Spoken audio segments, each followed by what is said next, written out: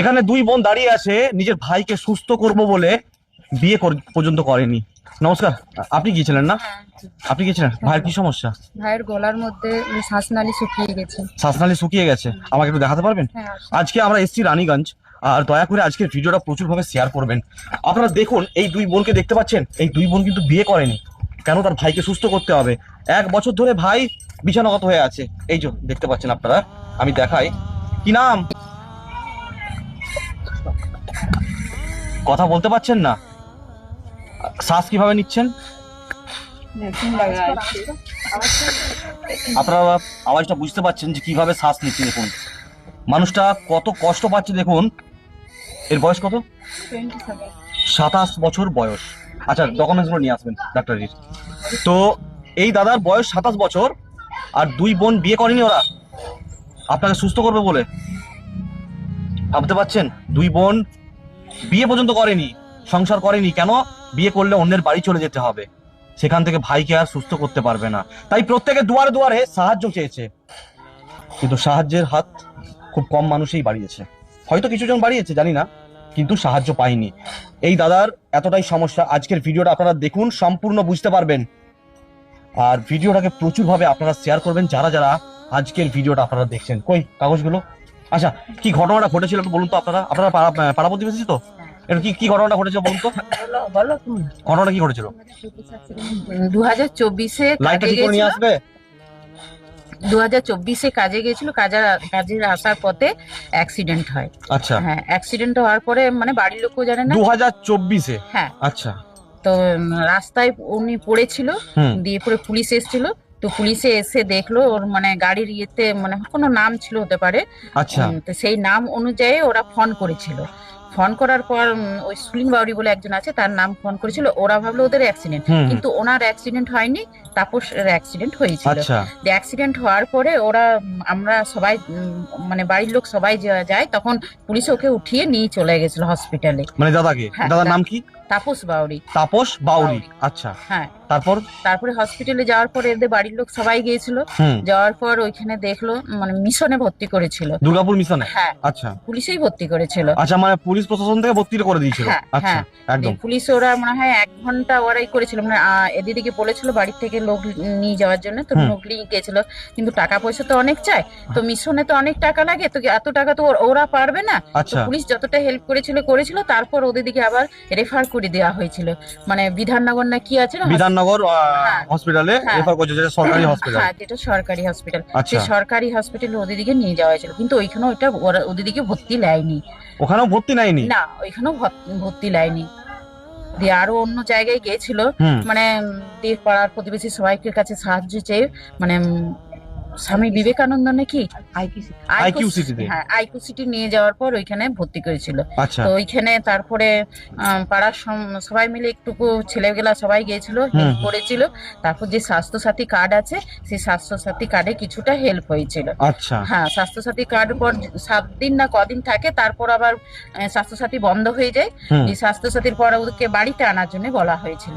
তো বাড়িতে স্বাস্থ্যসাথীর কার্ডে ব্যালেন্স শেষ হয়ে যায়। হ্যাঁ, ব্যালেন্স 7 দিন পর শেষ হয়ে যায়। তো 3 দিন বাড়িতে রাখতে হয়। তো 3 দিন সেই বাড়িতে আনার পর ওকে নেওয়া হয়েছিল, দিয়ে আবার 7 দিন পর আমাদের ওইখানে আইকো সিটিতে নিয়ে যাওয়া হয়। আইকো সিটি থেকে আবার ওখানে ছুটি দেওয়া হয়েছিল।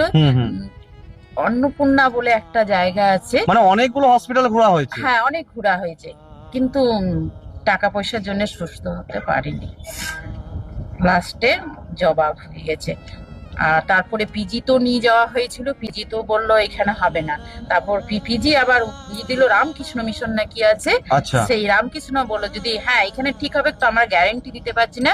2 বছর একবার অপারেশন হতে পারে, কিন্তু পরের বারে আবার ওকে কথা যদি না বলে তাহলে আবার অপারেশন করতে হবে। তো 2 লাখ টাকা করে লাগবে। তো গরিব মানুষ কোথায় 2 লাখ টাকা একবার অপারেশন করে সবাই নাইলে ধার দেনা করে কিছুটা।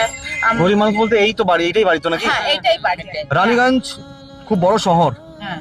তো এই শহরের মধ্যে বাড়িটা দেখুন একবার। আমি বাড়িটা ভিতরটা দেখাবো আপনাদেরকে, দেখবেন বাড়িটা। এই বাড়িতেই থাকে, মানে মাদুর পেতে একটা খাট আছে, এখানে রান্না বান্না হয়। 2 বোন আছে, তারা পাশের বাড়িতে থাকে। 2 বোন বিয়ে পর্যন্ত করেনি, শুধু এই দাদাকে সুস্থ করবো বলে। 2 লক্ষ টাকার মতো খরচা। এখন কি 2 লক্ষ টাকা খরচা? না, এখন 2 লক্ষ নয়, এখন 3 লাখ 3,20,000 দরকার। 3,20,000 টাকা লাগবে, তাহলে ও শ্বাসনালী অপারেশন হবে। হ্যাঁ হ্যাঁ মানে দেখুন, মানে ফেলোরে হবে অপারেশনটা। হ্যাঁ ফেলো। কই কাগজটা দেখি। এই যে আপনারা দেখতে পাচ্ছেন, এই যে কাগজ আপনারা সব দেখতে পাচ্ছেন, রিপোর্ট আর বাকি আরো ডকুমেন্টস আছে। তো আমি এনাদের পরিবারের সমস্ত কিছু আমি দিয়ে রাখবো। আমি আপনাদের যে স্ক্যানারটা আছে না, ওই স্ক্যানারটা আমি কমেন্ট বক্সে দেবো। ওই স্ক্যানারটা কমেন্ট বক্সে দেবো, অনেক মানুষ সাহায্য করবে, অনেক মানুষ সাহায্য করবে, চিন্তা করবেন না, অনেক ভালো মানুষ আছে। আপনারা যখন দুই বোন এত কিছু ত্যাগ করে দিয়েছেন নিজেদের জীবনের, আপনারা বিয়ে পর্যন্ত করলেন না শুধুমাত্র ভাইকে দেখার জন্য। আপনার বাবা আছে? বাবা নেই। মা? মা আছে। কই মাকে? এই যে। আপনি আসুন, এই মাকে দেখুন, আপনারা এই মাকে দেখুন। এই মা কোথায় পাবে টাকাটা?